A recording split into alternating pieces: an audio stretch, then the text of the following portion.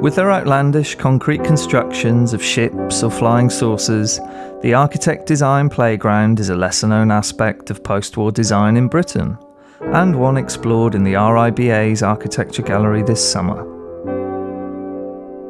The sharp edges, perilous heights and hard surfaces of these structures may seem alien to today's health and safety conscious society, but reflect a period when children were offered more freedom to learn through, sometimes painful, experience.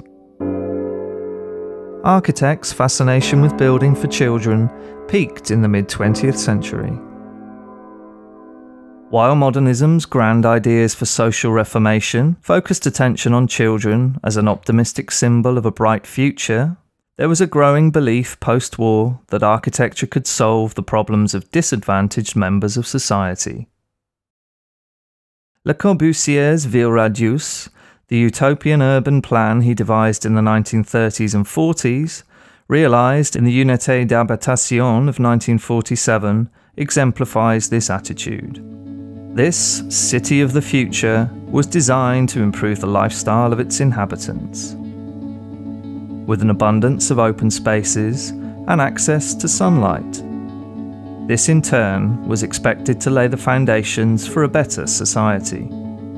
Corbusier's design included several features intended to help children adapt to high-rise living, including flexible play spaces within the flats and a kindergarten on the roof. Writing in 1948, the architect presented the project as primarily a child-centered environment. We're setting up an extraordinary network of services for raising children, extending from infancy to adolescence, each age group being given intelligent pretexts for coming together. This youth will be king of its own household and will be given the possibility of administrating itself.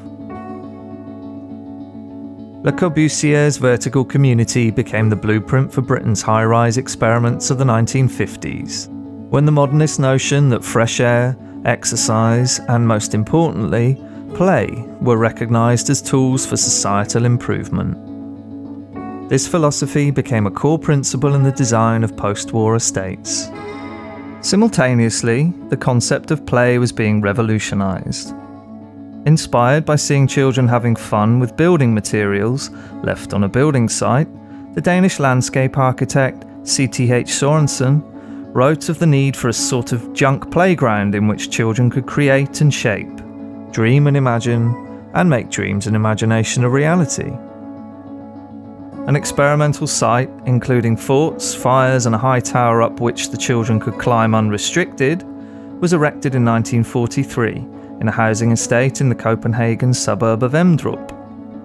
Moved by a visit to this experiment in 1946, Lady Allen of Hurtwood, a landscape architect and psychologist, began to transform British bomb sites into playgrounds. She embraced the idea of free play as a way for children to use their energy constructively and to start to repair the physical and psychological damage of the Blitz.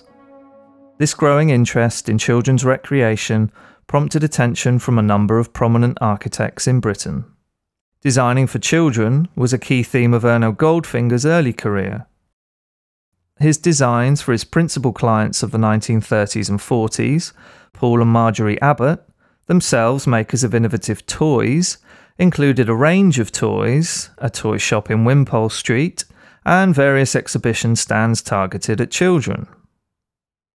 The Abbotts believed that play should be constructive and stimulating, and Paul wrote, "We're now beginning to realise that it's the child who's had plenty of opportunity for play that will later work with better will and efficiency, and we're concerned that all children, even the poorest, shall be provided with a rich and happy playtime." Goldfinger embraced this Corbusian philosophy.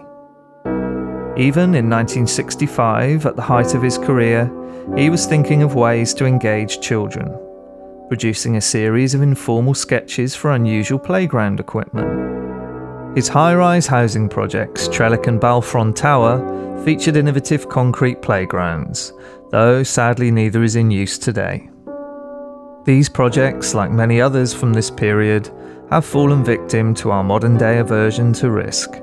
something perhaps inseparable from these architects' conception of play. We'd like to express our thanks to the Architectural Image Archive, RIBAPix.com, for allowing Mid-Century to use their images.